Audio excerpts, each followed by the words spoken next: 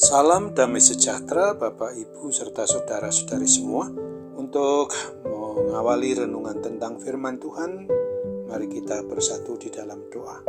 Tuhan Allah Bapa di surga yang memelihara hati, akal, dan pikiran kami umat manusia, berfirmanlah kepada kami sebab kami bersedia untuk mendengar, dan atas pertolongan Roh Kudus mampukan kami agar boleh melaksanakan firman-Mu itu dalam hidup kami setiap hari. Hanya dalam nama Tuhan Yesus kami bermohon kepadamu. Amin. Sebagai nas renungan firman Tuhan pada hari ini diambil dari 1 Yohanes 2 ayat 20 sampai ayat 23 yang berbunyi, "Tetapi kamu telah beroleh pengurapan dari Yang Kudus, dan dengan demikian kamu semua mengetahuinya.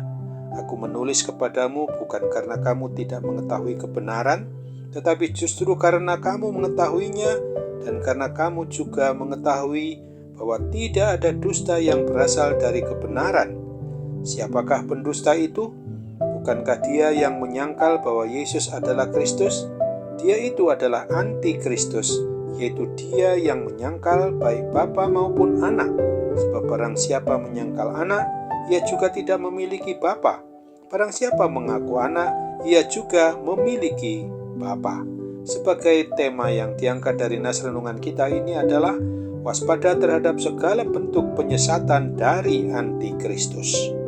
Di dalam sejarah dogma atau sejarah ajaran gereja di muka bumi ini, pernah muncul suatu pengajaran yang tidak berdasar pada keempat Injil dalam kitab suci kita yang kanonik itu, yang menyatakan bahwa Tuhan Yesus tidak sungguh-sungguh mati di salib. Ajaran ini memakai alasan yang sangat logis sekali, bahwa Tuhan Yesus itu merupakan manusia yang sangat hebat, yang diberi Tuhan kemampuan untuk membuat mujizat yang dahsyat, dapat menyembuhkan segala macam penyakit, bahkan mampu membangkitkan orang mati. Dengan kuasa demikian hebat, tentu saja sangat mudah bagi umat manusia di dalam diri Yesus Kristus itu untuk dapat lolos dari penyaliban dirinya, lalu mengganti dirinya itu dengan orang lain yang disalibkan itu. Dengan demikian tidak ada juga proses tentang adanya kebangkitan Tuhan Yesus dari kubur karena dia tidak mati disalib pada hari Jumat Agung. Nas renungan tentang firman Tuhan hari ini mau mengingatkan dan mengajak kita agar jangan sampai kita tertipu dan mengikuti si pendusta yang memutarbalikkan kebenaran firman Tuhan. Oleh karena si pendusta itu adalah roh antikristus yang ingin menyesatkan umat manusia supaya tidak mempercayai lagi berita Injil Kristus, dan juga tidak mempercayai bahwa Tuhan Yesus itu Anak Allah yang satu-satunya Tuhan dan Juru Selamat bagi umat manusia. Hal pengajaran dan ajakan yang menuruti kebenaran firman Tuhan Yesus ini yang sedang kita renungkan, sungguh harus kita rasakan bahwa kita sedang diajari, sekaligus diajak agar selalu mau memohon pertolongan dan bimbingan Roh Kudus yang berguna untuk memperkokoh atau menguatkan iman percaya kita kepada Kristus, serta terus-menerus belajar dan merenungkan kebenaran firman Tuhan itu, sehingga kita tidak akan jatuh disesatkan oleh roh antikristus untuk tidak lagi mau beriman dan percaya kepada Tuhan Yesus, dan selanjutnya pasti kita akan kehilangan keselamatan yang kekal itu.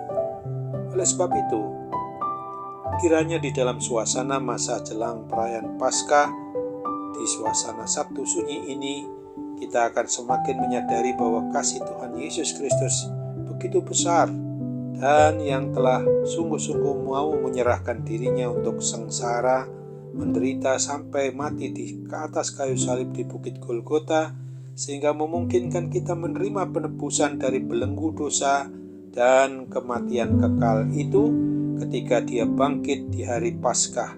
Sesungguhnya apabila Tuhan Yesus Kristus tidak sungguh-sungguh disalib dan juga tidak bangkit dari kuasa kematian kekal, maka berarti tidak akan ada penebusan bagi umat manusia dari kuasa kematian kekal. kekal atau maut itu, sehingga kita akan tetap hidup dalam belenggu dosa dan berujung kepada kematian kekal dikuasai oleh kuasa maut itu.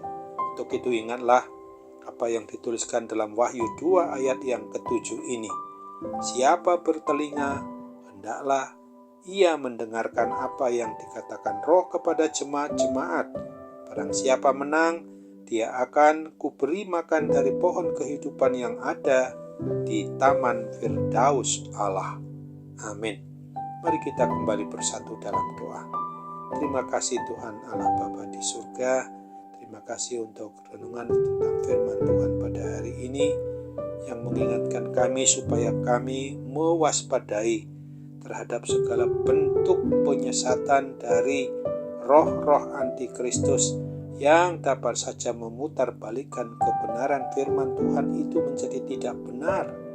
Oleh sebab itu, kami percaya bahwa dengan mengandalkan kuat kuasa Roh Kudus, kami pasti dimampukan untuk melawan dengan ketaatan kesetiaan kami kepada kebenaran firman Tuhan Yesus Kristus saja.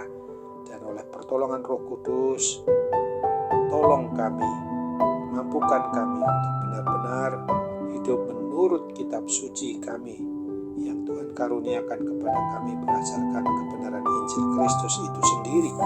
Dan mampukan kami Bapa, ketika akibat dari segala bentuk pemikiran, juga perasaan, penghayatan yang tidak berkenan di hati Tuhan, sehingga saat ini kami bukan saja mengalami sakit penyakit secara jasmani kami, tetapi juga berdampak kepada sakit penyakit rohani kami. Oh Tuhan, tolong kami Bapa, supaya setiap roh-roh antikristus yang mencoba mengganggu kami ini dapat kami patahkan, dapat kami kalahkan, karena Roh Kudus Maha Kuasa untuk memampukan kami melawannya dengan kuasa-Mu itu. Sambutlah doa kami dan harapan kami, sembuhkan kami, pulihkan kami dari segala kuasa sakit penyakit, sehingga kami boleh dibebaskan karena kasih Tuhan Yesus yang begitu besar itu. Dalam nama Tuhan Yesus kami mohon kepadamu. Amin.